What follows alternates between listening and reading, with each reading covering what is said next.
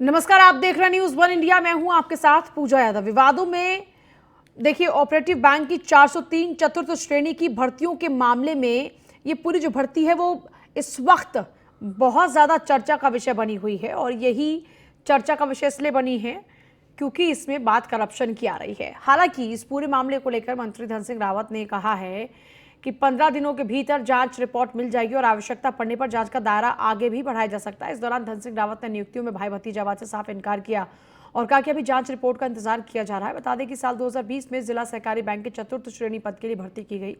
पूरे प्रदेश में करीब 403 पद थे जिन पर भर्ती की जानी थी, जिसमें देहरादून जिले में ही 60 पदों पर भर्ती होनी थी। लेकिन उधम सिंह नगर, देहरादून और पिथौरागढ़ में गड़बड़ी की शिकायत के बाद जांच के आदेश दिए गए हैं।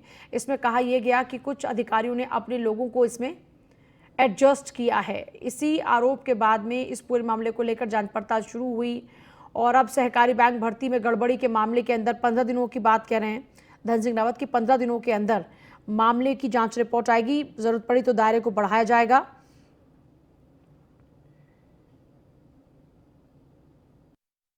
देखिए, अभी सहकारिता विभाग एक ऐसा विभाग है जहाँ की सारी पावर बोर्ड को होती है और पहली बार हमारी सरकार ने पारदर्शी नियुक्तियाँ करने का निर्णय किया। 4th क्लास में जो नियुक्तियाँ चल रही है उसमें हाई स्कूल के इतने नंबर हैं, इंटर के अलग नंबर हैं, खेल के अलग नंबर हैं, दौड़ के अलग नंबर हैं, खाली 10 नंबर का इंटरव्यू है। और जब मुझे शिकायत मिली 2 बैंकों की तो हमने उस पर विभागीय जाँच की है। विभागीय जांच की रिपोर्ट 15 दिन में आएगी। 15 दिन के बाद अगर कोई भी दोषी पाया गया उसमें तो उसी को बख्शा नहीं जाएगा। जरूरत पड़ेगी तो अगर और जांच करनी पड़ेगी तो और भी की जाएगी। देखिए, अभी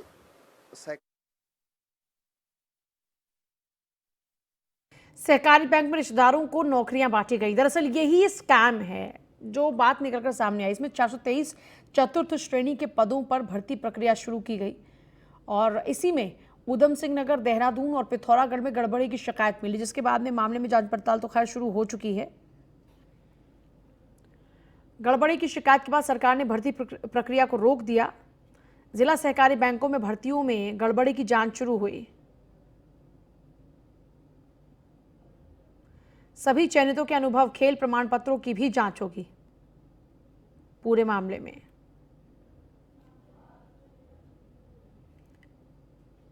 राज्य सहकारी बैंक से जुड़े असरदार नेता की भूमिका भी संदिग्ध है।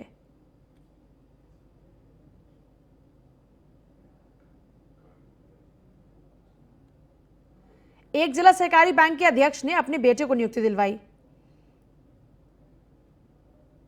सहकारी बैंक के एक जीएम ने पिथौरागढ़ में बेटे को नियुक्ति दिलवाई।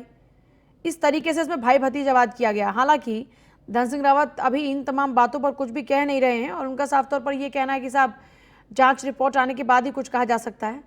पर 4 जिलों के सहायक निबंधक को अभी तक हटाया जा चुका है मामले के अंदर। जिला सहकारी बैंकों के 4 महाप्रबंधक मुख्यालय से अटैच हो चुके हैं। गड़बड़ियों के चलते ही देहरादून की जीएम वंदना श्रीवास्तव का सेवा विस्तार समाप्त हो गया। उनको जो सेवा विस्तार दिया गया था उस सेवा विस्तार को समाप्त कर दिया गया। सहकारी बैंकों में रिश्तेदारों को नौकरियां बांटी गई। उत्तराखंड के सरकारी बैंकों की नियुक्तियों में घपले की जांच चल रही है, लेकिन इसी बीच महाप्रबंधक रही वंदना श्रीवास्तव का सेवा विस्तार खत्म करते ही उन्हें पैदल कर दिया गया। ये वही वंदना श्रीवास्तव है जिनका कुछ दिन पहले कार्यालय में नाचते हुए वीडियो वायरल हुआ था। वंदना श्रीवास्तव का कहना है कि उन्होंने अपनी पूरी सेवा पारदर्शिता के साथ की, लेकिन अब अपनी सेवा काल के अंतिम मौके पर उन्हें इस तरह बेइज्जत किया गया। उन्होंने कहा कि उनका वीडियो भी वायरल किया गया, वो एडिटेड है। उन्होंने कहा कि सहकारी बैंक की पूरी नियुक्ति प्रक्रिया में उनकी तरफ से कोई भी गड़बड़ी या फिर कमी छोड़ी नहीं गई। बावजूद इसके उन पर इस तरह की कार्रवाई की गई है। ऑपरेटिव डिपार्टमेंट छाया हुआ है। 400 कुछ पदों पर नियुक्तियों पर जहां रोक लगाई गई तो वहीं कुछ अफसर अपने पदों से हटा दिए गए। हमारे साथ इस वक्त जो देहरादून की जीएम थी वंदना श्रीवास्तव जी हैं, इनका सेवा विस्तार भी समाप्त कर दिया गया। मैम से पूछते हैं आखिर इन्होंने ऐसी क्या खता की कि इनका सेवा विस्तार खत्म हो गया। वंदना जी, क्या आप लोगों ने ऐसा कर दिया कि आपकी सेवा विस्तार को समाप्त कर दिया गया? आखिर क्या लगता है, ये कहाँ चूक हुई है या कोई आपको लगता है कि अभी जांच का इंतजार होना चाहिए था? सर, ये जो क्लास 4 की नियुक्ति हुई है, ये हमारी प्रथम कमेटी थी। उसमें हमारे 3 मेंबर्स होते हैं सर। बोर्ड ऑफ मैनेजमेंट के जो हमारे चेयरमैन हैं मिस्टर अमित शाह जी, वो हमारी कमेटी के चेयरमैन पर्सन हैं। और हमारे डिस्ट्रिक्ट असिस्टेंट रजिस्ट्रार हैं वो मेंबर हैं और उसके बाद जीएम हैं। सर जहाँ तक कमेटी का प्रश्न है तो कमेटी के लिए मैं अपने आप रिस्पॉन्सिबल हूँ। अपने लिए तो मैंने नियमितता सारा काम किया है और दूसरे लोग के बारे में मैं कोई कमेंट नहीं कर सकती, उनके बारे में मुझे कोई नॉलेज नहीं है सर, लेकिन मैंने अपनी तरफ से लापरवाही नहीं बरती है। तो ये जो आरोप हैं कि नियुक्तियां गलत हुई, रिश्तेदारों को भाई भतीजावाद चला, किसी ने अपनी किसी परिचित को लगवा दिया, कुछ लोग छूट गए, उन्होंने शिकायत कर दी, इन बातों में आखिर कितनी सच्चाई है? कुछ जांच में आया होगा तभी कार्रवाई चल रही है। सर जहाँ तक कमेटी में मैं as a member secretary, GM Vandana Shrivastava member secretary हैं, तो सर मेरा तो ना कोई भाई है, ना कोई भतीजा है, ना कोई मेरा बेटा है, कोई भी कुछ भी नहीं लगा हुआ है, ना मेरा कोई रिश्तेदार है, और बाकी जांच कमेटी बताएगी सर। एक आपका वीडियो वायरल हो रहा, कच्चा बादाम पर आप डांस कर रही हैं, ये इसमें कितनी सच्चाई है? सर मैं बताते बताते थक चुकी हूँ सर।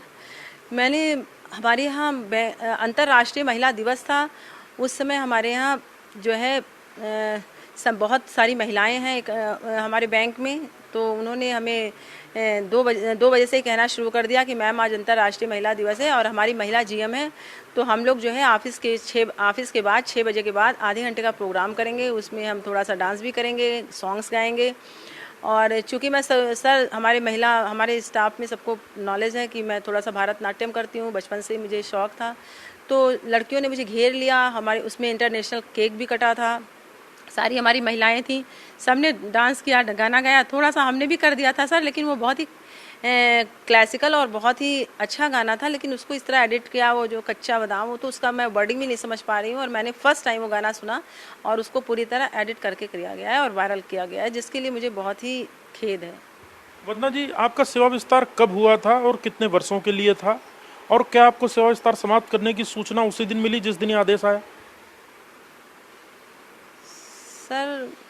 सर ये ऊपर से आदेश आया था कि आपको हटा दिया गया। अब इसमें सरकार की बात सिर माथे पे है सर, मैं क्या कह सकती हूँ।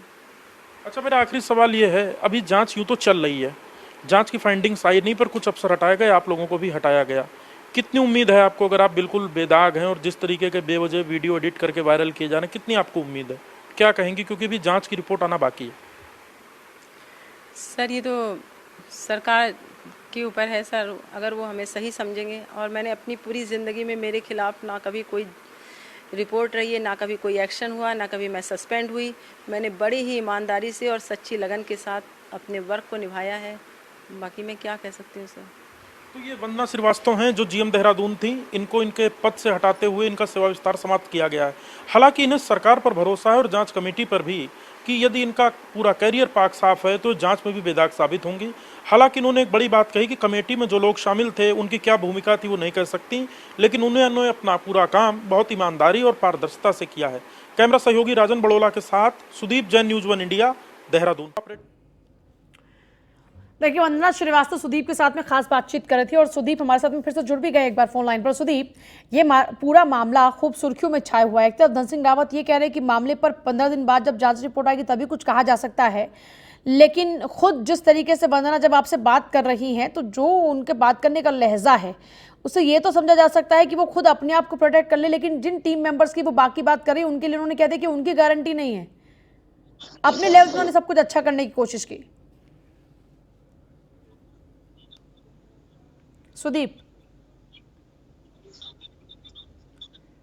शायद सुदीप तक हमारी आवाज नहीं पहुंच रही है, फिर से हम संपर्क करने की कोशिश करेंगे, लेकिन इस बीच आपको बता दें कि सहकारी बैंक भर्ती में गड़बड़ी हुई, राज्य सहकारी बैंकों से जुड़े असरदार नेता की भूमिका भी संदिग्ध है। चतुर्थ श्रेणी के पदों पर नेता और अफसरों ने अपने रिलेटिव्स को भर्ती कराया, यही आरोप है कि भाई भतीजावाद इसमें रहा। एक जिला सहकारी बैंक के अध्यक्ष ने अपने बेटे को नियुक्ति दिलाई, जो अभी तक आरोप लग रहे हैं, और सहकारी बैंक के एक जीएम ने पिथौरागढ़ में अपने बेटे को नियुक्ति दिलाई। सहकारिता भर्ती घोटाले में अब तक 8 अफसरों पर कार्रवाई हो चुकी है। 4 जिलों के सहायक निबंधक को हटाया जा चुका है अभी तक इस पूरे मामले के अंदर। सिर्फ इतना ही नहीं, इस पूरे मामले में जिला सहकारी बैंकों के 4 महाप्रबंधक मुख्यालय से अटैच भी किए गए हैं। देहरादून की जीएम वंदना श्रीवास्तव को तो आप सुन ही रहे थे अभी। वंदना श्रीवास्तव का जो सेवा विस्तार चल रहा था वो खत्म हो चुका है, सेवा विस्तार को खत्म कर दिया गया, और आप पूरी बात सुन ही रहे थे वंदना की। सुदीप हमारे साथ फिर से जुड़ गए एक बार, सुदीप का एक बार हम फिर से रुक करेंगे। सुदीप, इस बार आवाज पहुंच रही है आप तक? जी सुदीप, इस पूरे मामले में 15 दिनों बाद तस्वीर साफ होने की उम्मीद है, क्योंकि धन सिंह रावत यही कह रहे हैं कि अभी कुछ कह पाना मुश्किल है और भाई भतीजावाद के आरोपों को वो इसमें नकार रहे हैं। तो फिर जांच किस बात को लेकर चल रही है? देखिए, दो बातें महत्वपूर्ण है पूजा। जो ये शिकायत आई सरकार को कि 400 से अधिक पदों में जो 4th क्लास का एम्प्लॉयमेंट कोऑपरेटिव के जिलावार दफ्तरों में रखा जाना था, इसमें भ्रष्टाचार हुआ है। लोगों ने अपने परिचितों रिश्तेदारों को नौकरी दी है और इस बात का भी पुख्ता प्रमाण सरकार को मिला, तभी सरकार ने अफसरों को हटाया। इसमें दूसरी बात महत्वपूर्ण ये है कि एक और तो मंत्री धन सिंह रावत कह रहे हैं कि अभी जांच चल रही है, वो खुलकर बहुत कुछ नहीं कहेंगे। हालांकि पहली बार उन्होंने इतनी बातचीत की थी। दूसरी ओर यदि जांच चल रही है तो अफसर हटाए क्यों गए, क्या वो दोषी थे? तीसरी बात है जिसमें ये भी बहुत चौंकाने वाली है कि यदि जांच चल रही है तो जांच की रिपोर्ट 15 दिन में जो आनी चाहिए थी, उसका अंतिम समय क्या होगा, ये भी धन सिंह रावत ने साफ नहीं किया। ये बहुत चर्चित मामला है और धन सिंह रावत ही निवर्तमान सरकार में कोऑपरेटिव मंत्री थे और मौजूदा सरकार में भी कोऑपरेटिव मंत्री बने। तो ये निश्चित तौर पे अब सवाल तो पैदा करता ही है कि क्या किसी को बचाने के लिए तो कोई साजिश नहीं है, क्योंकि विपक्ष एसआईटी की और बड़ी जांच की मांग कर रहा है।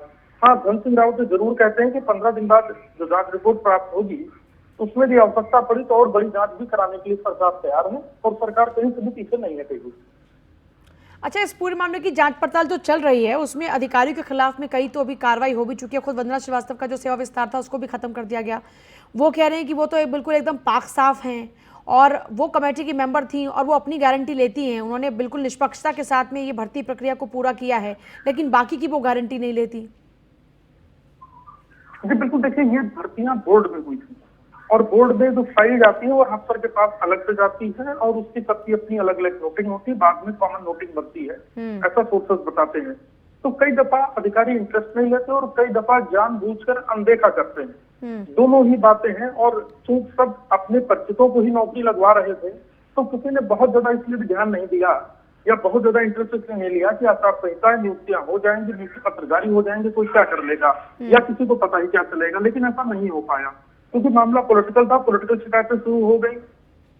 मुख्यमंत्री धामी के करीबी यतीशानंद जो मंत्री थे, हालांकि चुनाव हार गए, उन पर भी गंभीर शिकायतें थी जिसकी उन्होंने शिकायत की। लिहाजा जो सबके सामने है, जो नियुक्तियां रुकी, जांच हुई, तो ये सारी चीजें गड़बड़ सामने आ रही है और भाई भतीजावाद, कोई बहू को कोई बेटे को नौकरी दिलवा रहा है, तो सीधे तौर पर बताता है कि किस तरह बेरोजगार जरूरतमंदों के हितों पर डाका डाला गया था। ठीक है सुदीप, बहुत शुक्रिया आपका फिलहाल पूरी जानकारी के लिए। देखिए, जब आंच अपनों पर गिर रही हो तो फिर ऐसे में बचा ही लिया जाता है। यहाँ पर अभी तक तो कुछ यही कहा जा सकता है। हालांकि अभी तक कई अधिकारियों के ऊपर इस पूरे मामले के अंदर देखिए आप लगातार देख रहे हैं कि गाज गिर चुकी है, लेकिन इस बीच अगर आगे बढ़ते लगातार हम आपको बता रहे हैं कि भ्रष्टाचार पर लगाम लगाने के लिए पूरी कोशिशें की जा रही हैं और भ्रष्टाचार पर ही प्रहार के लिए सीएम धामी की ये बड़ी पहल है। भ्रष्टाचार की शिकायतों के लिए एक ऐप जारी किया गया है 1064 1064 वेब ऐप पर जनता शिकायत कर पाएगी। भ्रष्टाचार की शिकायत 1064 मोबाइल ऐप पर जनता कर पाएगी। भ्रष्टाचार की शिकायत, भ्रष्टाचार मुक्त उत्तराखंड की दिशा में सीएम का ये बड़ा कदम है। जवाबदेह पारदर्शी सरकार के लिए 1064 वेब ऐप लॉन्च किया गया। 1064 मोबाइल ऐप भी धामी सरकार ने ही लॉन्च किया है। देखिए, अगर 1064 मोबाइल ऐप आप लॉन्च होने के बाद अपने मोबाइल फोन में आप इस ऐप को डाउनलोड कीजिए। अगर लगता है करप्शन कहीं पर भी है तो उत्तराखंड को करप्शन मुक्त बनाने के लिए आपको इस ऐप पर अपनी शिकायत दर्ज करानी होगी। और पुष्कर सिंह धामी का करप्शन फ्री उत्तराखंड करने को लेकर ये वाकई बहुत अच्छा कदम माना जा रहा है, क्योंकि देखिए अगर इस तरीके की ऐप्स के जरिए लोग घर बैठे, आमतौर पर होता ही है भाई, लोग परहेज क्यों कर जाते हैं, बार बार शिकायत करनी पड़ेगी, दफ्तर जाके काटने पड़ेंगे चक्कर, और लोग इसीलिए परहेज करते हैं कि चलो छोड़ो, जब तक फिर अपने घर तक कोई दिक्कत नहीं पहुंचे तब तक फिर लोग बोलते नहीं हैं। तो ऐसे में अब घर बैठे बिठाए भी आप लोग अपनी कोई भी कंप्लेंट जो करप्शन से रिलेटेड है वो आप कर सकते हैं 1064 ऐप पर। और ये ऐप बेहतर तरीके से काम करेगी, ये भी दावे किए जा रहे हैं तमाम। और भ्रष्टाचार फ्री उत्तराखंड के लिए एक बेहतर कदम पुष्कर सिंह धामी का ये माना जा रहा है।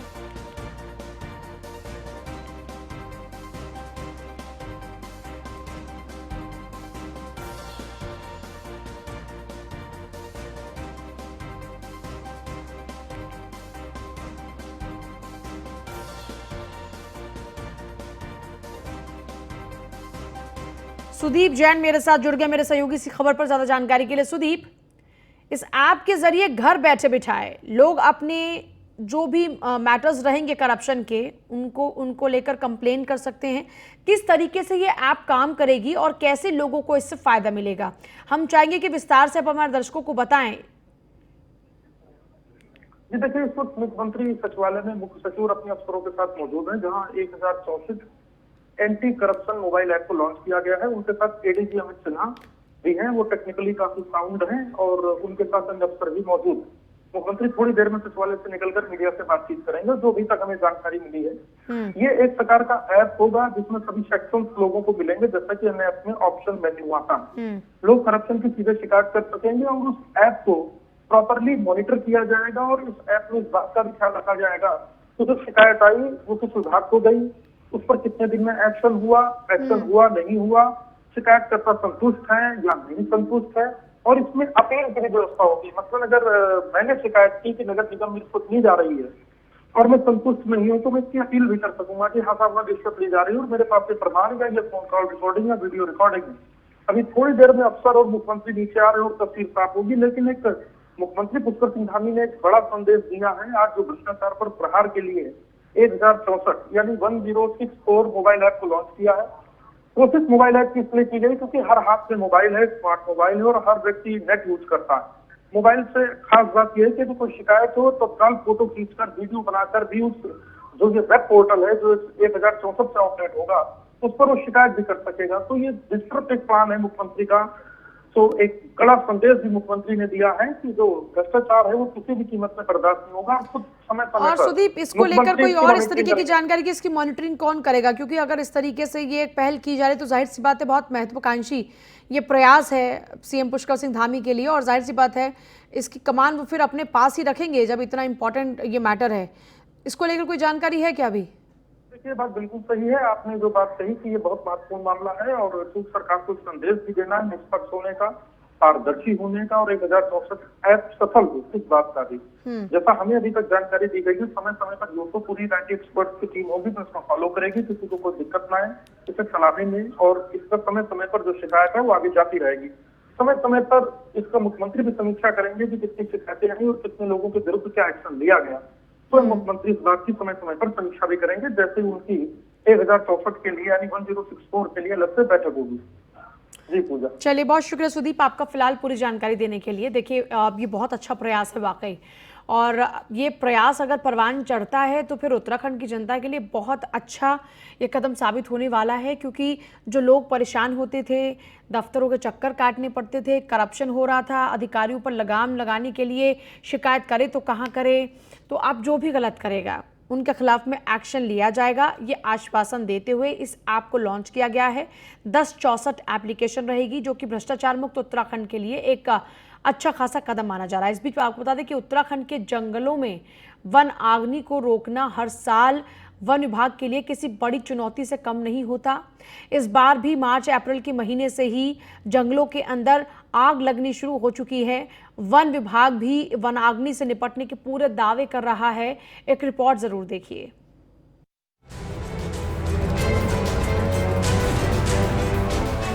उत्तराखंड के जंगलों में आग लगने से लाखों की वन संपदा जलकर राख हो रही है। इस हफ्ते उत्तराखंड में 32 अलग अलग जंगलों में आग लगी। इस आग में 40.2 हेक्टेयर से ज्यादा जंगल जलकर खाक हो गया। वहीं अभी तक इस सीजन में वनों में आग लगने से 300 हेक्टेयर से ज्यादा क्षेत्र जल चुका है। इस वक्त बागेश्वर, टिहरी, उत्तरकाशी के जंगलों में सबसे ज्यादा आग का तांडव देखा जा रहा है। इस सीजन में अभी तक उत्तराखंड में 240 जगहों पर आग लगने की घटनाएं सामने आ चुकी हैं। इस बार सबसे खास बात यह है कि वन विभाग ने जंगलों में आग पर काबू पाने के लिए 15 जून तक 7,000 लोगों को भी मानदेय पर रखा है। ये लोग वन विभाग के साथ मिलकर आग की घटनाओं को रोकने का काम करेंगे। हम 15 फरवरी से फायर सीजन को शुरुआत मानते हैं, तो अभी तक 240 घटनाएं ऐसी हो चुकी हैं और इसमें लगभग 7.5 लाख रुपए की क्षति का आकलन किया गया है। ये अभी अप्रैल और मई हमारे लिए काफी क्रिटिकल है वन अग्नि दुर्घटनाओं के पॉइंट ऑफ व्यू से, क्योंकि अभी और तापमान बढ़ने की संभावना है। जैसे वेदर फोरकास्ट आ भी रहा है कि अभी कोई वर्षा किसी क्षेत्र में होने की संभावना व्यक्त नहीं की जा रही है। तो इसलिए हमारा पूरा स्टाफ और वन विभाग अलर्ट है। हम जन सहभागिता और जितने भी हमारी वन पंचायतें हैं उनके माध्यम से भी लोगों के संपर्क में हैं। और एक बहुत अच्छी बात ये भी है कि इस बार जहाँ जहाँ भी वन अग्नि दुर्घटनाएं हुई हैं, स्थानीय लोगों ने हमारा सहयोग भी बहुत किया है और हम मॉडल क्रू स्टेशंस भी बना रहे हैं। हमारे जो क्विक रिस्पांस टीम्स हैं वो भी तैनात हैं, क्रू स्टेशंस हमारे एक्टिव हैं। कम्युनिकेशन के लिए हमने सभी साधन वायरलेस और ये सब हमारे सुचारू रूप से काम कर रहे हैं। मुख्यालय पे और हर जिले में डिवीजन पे हम लोगों ने कंट्रोल रूम्स बनाए हैं और हमने ये भी किया है कि कंट्रोल रूम के जो हमारे टोल फ्री नंबर्स हैं वो भी अखबार के माध्यम से हम उसको प्रसारित कर रहे हैं ताकि कोई भी उस पर सूचना दे सकता है।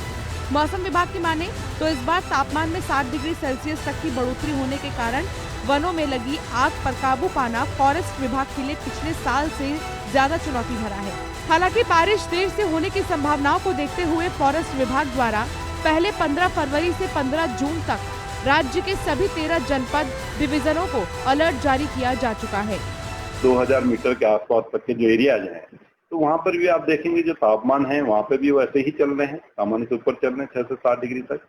तो वहाँ पर भी तापमान आप देखें कि 28 से 30 के आसपास वो पहुँच जाएंगे और इस समय भी वो 26-27 के आसपास चल रहे हैं। तो जब ऐसी वैल्यूज टेम्परेचर की पहुँच जाती है तो ये देखा गया कि जो वनाग्नि है उसमें भी बहुत बढ़ोतरी मिलती है और इसी तरह जो आगजनी की भी घटना है उसके लिए भी कहीं ना कहीं सावधान रहना पड़ेगा। तो ये सिचुएशन अब मैं कहूँगा कि ये 9-10 तारीख के बाद जो थोड़ी और भी जो है ग्रिम हो जाएगी, तो ये ध्यान देने का जरूरत है। उत्तराखंड में फॉरेस्ट फायर को शुरू हुए 1 महीने से ज्यादा का वक्त बीत चुका है और अभी भी प्रदेश के कई जंगल वनाग्नि से लगातार धधक रहे हैं। तो वहीं वन विभाग की माने तो अभी तक 240 जगहों पर आग लगने की घटना लगातार सामने आ चुकी है। तो वहीं 7 लाख रुपए का नुकसान भी वन विभाग को हो चला है। हालांकि पूरे मामले में वन विभाग का दावा है कि उनकी आने वाले समय में वनाग्नि की घटनाओं को रोकने के लिए तैयारियां मुकम्मल हैं। हालांकि अब देखने वाली बात तो जरूर यह होगी कि आखिरकार वन विभाग आग लगने की घटनाओं को रोकने के लिए लगातार दावे तो करता है, लेकिन हर साल लाखों हेक्टेयर जंगल आग की चपेट में आकर खाक हो जाते हैं। ब्यूरो जर्नलिस्ट राजन बडोला के साथ Sandeep Negi, news on India, Dehradun. कृषि एवं उद्यान मंत्री गणेश जोशी ने अधिकारियों के साथ बैठक की। इस दौरान में उन्होंने उद्यान भवन में वृक्षारोपण भी किया। अधिकारियों से उद्यान विभाग से संबंधित विकास कार्यों का फीडबैक भी लिया और कहा कि सरकार कृषि क्षेत्र को मजबूत बनाने का लगातार प्रयास कर रही है जिससे किसानों के पलायन को रोका जा सके और इस काम के लिए केंद्र सरकार का पूरा सहयोग उनको मिल रहा है। उन्होंने आगे कहा कि किसानों की आय दोगुनी करने के लिए अधिकारियों को 100 दिन के भीतर रोड मैप बनाने का समय भी दिया गया है।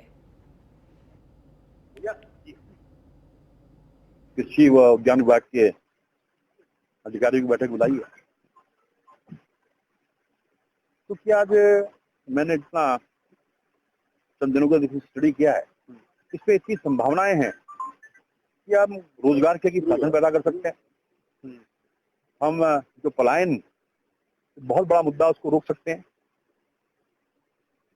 केंद्र की सरकार इसमें बहुत मदद कर रही है, अभी शुरू हुई है और इसलिए मैंने आज यहाँ पर ये बैठक रखी है।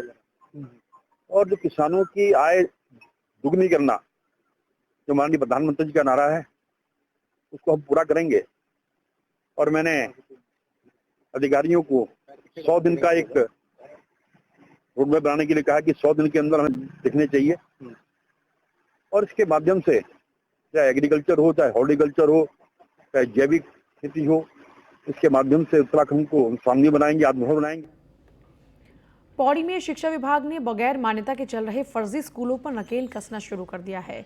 मुख्य शिक्षा अधिकारी आनंद भारद्वाज ने ऐसे सभी स्कूलों पर कड़ी कार्रवाई की जो बगैर मान्यता के धड़ल्ले से चल रहे हैं। आनंद भारद्वाज ने कालेश्वर स्थित एक फर्जी प्राइवेट स्कूल का निरीक्षण किया और 1 लाख रुपए का जुर्माना भी लगाया। फर्जीवाड़ा खत्म न करने पर प्रतिदिन 10,000 रुपए का जुर्माना भरने के आदेश भी दिए हैं। यानी अब कोई भी अगर फर्जी स्कूल चल रहा है बगैर मान्यता प्राप्त किए तो ऐसे स्कूलों पर अब गाज गिरने वाली है।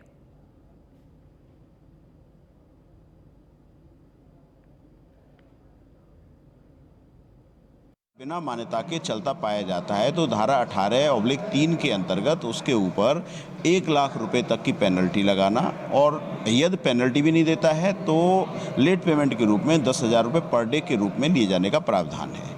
अगर वो इसको भी नहीं देगा तो फिर उनके विरुद्ध FIR करा के मामला दर्ज कराने की वो है। ये तो नहीं चलेगा कि बिना मान्यता के विद्यालय चलता रहे और आरटी एक्ट का खुल्लम-खुल्ला उल्लंघन होता रहे। और फिलहाल आपसे ले रहे हैं इजाजत। आगे भी खबरों का सिलसिला जारी, बने रहिए हमारे साथ। नमस्कार।